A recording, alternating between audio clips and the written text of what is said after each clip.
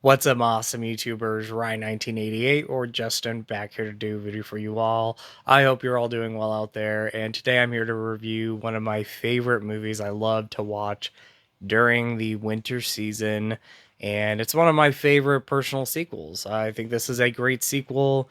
I know it's divided by, film lovers, horror movie fans, people who love maybe the first two movies are kind of like iffy on the third film. In my personal opinion, this is the best sequel of the trilogy, or franchise if you want to include the remake. But I love all three movies, so gonna talk about Poltergeist 3 in this video. Now, back in October, I reviewed Poltergeist 2. I talked about the 4K and I talked about the film. And I don't think I've ever talked about Poltergeist 3 or not Poltergeist 3, Poltergeist the original in a review before. Or a review of the movie. So maybe sometime this year when I go back and watch it, I'll do a review of the film because it is one of my favorite haunted house movies. I absolutely love it. Poltergeist 2 has grown on me quite a bit. I've always thought Reverend Kane in that movie was terrifying. As far as the movie goes, the movie has always had great acting. I think for me though, it was always a film where there was just something that I wasn't like connecting with. And over the past, couple years, I've rewatched the movie and I love it now. It is a great sequel to the original. But Poltergeist 3, I've always loved. I've always been terrified of the movie. It's always scared me as a kid. It doesn't scare me as much now. I think it's quite eerie, though. But as a kid, this is the one that I remember the most being the most terrifying one. Rather it be Reverend Kane in this movie, played by Nathan Davis this time, or really the setting. The setting was just eerie and creepy, and it takes place in Chicago this time instead of a suburban home. You have Carol Ann staying with her aunt and her uncle and her cousin in Chicago, in the Hancock building, I believe it's called, the actual building. And it is this, it's a super tall building. I believe the highest building in Chicago, the tallest building in Chicago. I could be wrong. Definitely one of them, and it's still around today. Now, a lot of the inside stuff that they shot in this film was at on different settings, or it was on sound stages. So, the house of the walls of mirrors in the film, I believe, were built on sound stages. That was not in the Hancock building, but there are shots like when Carol Ann and Trish and Donna or are trying to catch the carpool. You see a lot of the shots in the film, and that is in the Hancock building, I believe. I could be wrong. But anyway, this movie is definitely, its setting is one of the best things about the film. And like I mentioned, Carol Ann is sent to live with her aunt, uncle, and cousin. And at this point, she's, going to a school that specializes in talented kids, gifted kids. With her case, her ability that she has had ever since she came back from the other side. And she is once again terrorized by Reverend Kane. She's trying to forget him, but Reverend Kane has come back. And again, this time it's played by Nathan Davis in this movie. The actor from the second movie, trying to remember his name. Let me get it right here because I can remember that. Julian Beck had passed away before the second movie came out, so he was not in the film. So Nathan Davis came in to take over the part of Reverend Kane. And as she's being terrorized, her family's being terrorized by Reverend Kane. And you also have Tangina, played by Zelda Rubinstein, coming back and playing her part and trying to stop Kane from going after Carol Ann. This is also the movie that It's a very heartbreaking movie because this was the last film from Heather O'Rourke, who played Carol Ann. Sadly, before the movie came out, she passed away during because of a health condition that she had, and so she never got to see the film. But from interviews from the filmmaker and from the cast and the crew, especially the filmmaker Gary Sherman, he just talks about some of the best memories he had on the set of this movie was with Heather O'Rourke, and how she wanted to become a filmmaker later on and go behind the scenes of the camera. And I believe still today that if she was around, she would have had such a great career, not only in acting, but later on in, um, directing or producing or writing. So, you know, I love this film. I'm also heartbroken with this movie because we did lose Heather O'Rourke. And because you have followed her through all three movies, it's just really sad to see that she never got she one passed away before this movie came out, but also she never got to live a life, and tragically passed away at a young age. She never got to grow up and become a teenager and become an adult and live that dream that she wanted, which was to become a filmmaker. But anyway, she gives such a great performance in this movie. I really love her performance. She gives the strongest performance in this movie. This really is her movie. Obviously, she was the center focus of the first two movies, but you had such a great cast in that movie, which you have a great cast in this film, but you had a great cast in those first two movies with Craig T. Nelson and Joe Beth Williams. That she was just part of an ensemble cast where Heather O'Rourke is really carrying her own in this movie, and really loved her performance. Again, very sad that she never got to finish this movie and never got to see the film. But her performance lives on in this movie. I love the rest of the cast. You have Nancy Allen in this movie from RoboCop and Carrie. She gives a great performance. Tom Skerritt, I believe, is his last name. Again, I'm sometimes really bad at pronouncing last names, but he plays her uncle in this movie, or step uncle. And out of the family in this movie, he's the one that always just seems to really care for her, or really show it throughout the whole film. You have Aunt Trish, or Trish, played by Nancy Allen. She is the sister of Joe Beth Williams, and she, has a hard time connecting with Carol Ann in this movie. There's a couple times in the film where you might not really care for how she talks about Carol Ann. But there is a part at the end of the film that really does show that she loves Carol Ann. It's just everything around Carol Ann and what has happened in her past that almost, terrifies Nancy Allen from being around her.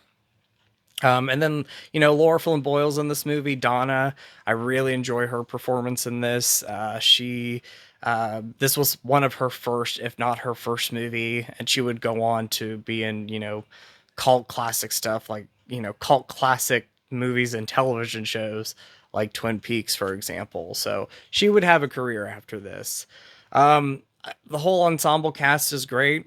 Another one of my highlights of the film is the setting and the building itself. I think sometimes the more terrifying settings are, these big settings in horror movies, with example of this one being that tall Chicago building. Even though a lot of it was not shot in that building, the way that this movie is shot really makes it believe like it is shot in this tall building, and it is scary. It's one of these, scenarios where you have so many places to run, but you're always going to be found. And then you have the reflections. Mirrors are a huge part of this movie, and that stuff is terrifying. And I also really love how this movie was choreographed, the fact that you had a lot of trained dancers reflecting off of Nancy Allen or Tom Skerritt or these actors in this film. So you would have, for example, there's the scene with Nancy Allen and Tom Skerritt when they're going in the elevator and you're seeing Reverend Kane in the mirror, but you're also seeing Tom Skerritt and Nancy Allen in the mirror, but it's actually two stunt choreographers who were, kind of mimicking them, and they had to do it on point. So I really love that. You could tell that there was a lot of, just dedication to this movie. I think Gary Sherman, I almost forgot his name. I think Gary Sherman does a great job with this. Dead and Buried is one of his most well known movies prior to this. And I think he does a great job in this. I know this is a hard film for him to talk about because of Heather's passing and because of that connection he had with her during the making of this movie and being at her funeral. It's really hard for him to talk about the film. And I know that, he didn't even want to finish the movie when she passed away. They had to go back and reshoot the ending, and he just did not want to do it. Like, he didn't want to have any part of the movie anymore, didn't want to finish it. But, because the movie was set to be released, they had to go and reshoot the ending with a stunt double, Carol Ann, that you don't see her face, you just see this little girl being held by, I believe it's Nancy Allen in the movie. So you have the ending that everybody knows. So that's not Heather O'Rourke in that final moment. But Gary Sherman, I think, well, I know that in my opinion, he does a great job directing wise in this. I love his direction in the film. It's very eerie, it's very creepy. That includes the cinematography in the movie. And I also love the practical effects in the film. I think the movie has, if not the best, some of the best practical effects in the Poltergeist trilogy. I think they really stand out compared to some of the other ones. You have a lot of the classic scenes in the original Poltergeist, and that's terrifying stuff. Poltergeist 2, you have those moments as well. But Poltergeist 3 did such a great job with a lot of their practical makeup and their effects in this movie. I think of the scene where Tangina dies. Spoiler alert if you've never seen the movie, but she dies and her body is mummified. And then you have Donna coming out of her body, like ripping apart Tangina's body and coming out of it. And that is scary. That's still a very eerie scene when you watch it. The classic pool scene where Scott comes out of the ice in the pool and after being sucked into the other side. And that stuff is great. Again, there's just so much that I love about this film. I think the movie is overall very underrated, very underappreciated compared to Poltergeist 1 and 2. But over the years, I've heard, every so often somebody say that they love the film, that they think it is the best sequel or, the best of the Poltergeist franchise. I know some people think it is the best. And, while I personally think the first one is still the best, I really love Poltergeist 3 so much. I love them all. I think they're all great films, but I've always loved this movie. This is the one that has terrified me the most over the years. Of course, you have again Reverend Kane in this movie, which I think Julian Beck gives the stronger performance over Nathan Davis. But I think Nathan Davis, the way that the makeup looks, is terrifying in the film, and I think he does a decent job in the movie. He's having to take over a role that was so iconic. In the second movie that I don't think he was trying to repeat what Julian Beck was doing, but when you have somebody like Julian Beck in the second movie, it's really hard to kind of replace that actor. Tragically, again, Julian Beck passed away, so I think if he would have been alive and well and healthy, he would have come back to Poltergeist 3. But Nathan Davis does a great job as the Reverend Kane part. But I love this movie so much. Great opening sequence, and great moments throughout the film. It's a great build-up movie because it takes a little bit before everything happens. So you're really getting to see like what Chicago looked like back then. And I love that, outside of the building, you're seeing kind of all these like different settings that are still there today. I watch videos online where people talk about the Poltergeist 3 settings and the filming locations, and they're still there today. They might look different compared to what they look like in 1988. This movie's almost 40 years old, but it is still awesome to see everything is pretty much still there, and I love that. So I want to wrap this up by just saying rest in peace to Heather O'Rourke. I know her birthday was recent, and I know there's a documentary out right now just about her and her life, and debunking any poltergeist curse stuff out there. Um, you know, I know that there is a poltergeist curse out there. There's always that talk of it, but in recent years, we've had great interviews and documentaries coming out talking about how this was just tragic events that happened throughout the Poltergeist trilogy from the first one to the second one to the third one. And, you know, that there is not this poltergeist curse. That's just something that, because of, you know, things that happened during the filming process of these movies, that poltergeist curse was just kind of built in there, and people talked about it over the last almost 40 years. So, do I personally think there's a poltergeist curse? No. Maybe years ago when I was younger, I thought about that. It just so happened that every film had a tragic passing that happened, and it just so happened that like on the first movie they filmed with real skeletons over fake skeletons. So can eerie things happen on the sets of movies? Absolutely. Was there a poltergeist curse? I don't think so. I just think this happened to be tragic things that happened on each movie, and in this case right here we lost Heather O'Rourke before the film came out. So well, one of the highlights of Poltergeist 3 is her performance. She gives, if not the best performance of the trilogy in this movie.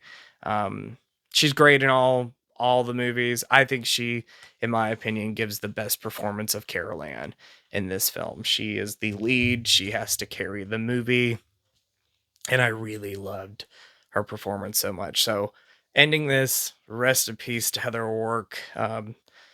She's missed by so many people in her life, her loved ones, her family, and as far as fans go, she's missed by a lot of people. So, but anyway, that is going to be my review and look back at Poltergeist 3. In my opinion, it's one of also the great winter horror movies that I love to watch around this time. It has that cold atmosphere, by the way. I forgot to mention that. Like, the atmosphere is just so chilling and cold in this movie that when I'm going through all my favorite winter horror movies, Poltergeist 3 is definitely one that I love to watch during this time. So I waited a little bit to review this movie. I think it is the perfect time to review this movie now during this cold and snowy season. So I hope everybody's being safe out there. If you got stuck in this snow that we had this past weekend, I know I've had a lot of it. If you got stuck in it, I hope you're okay. I hope you're doing well and being safe. But in general, I hope you're all doing well, and stay tuned for many, many more videos to come and reviews like this, because I love to go back and talk about some of my favorite movies, especially favorite horror movies. So thank you for that. Lastly, I keep saying lastly, but if you're not following the Double Edge Cinema Movie Podcast Facebook page. I'm going to leave a link down below. We now have a Facebook page. We are on Spotify now, which is awesome. I'll leave a link down below there. So you can follow all that. Make sure to subscribe to my channel if you haven't yet. Please like this video and comment. It really does help out a lot when you do like the video. I'd really appreciate that.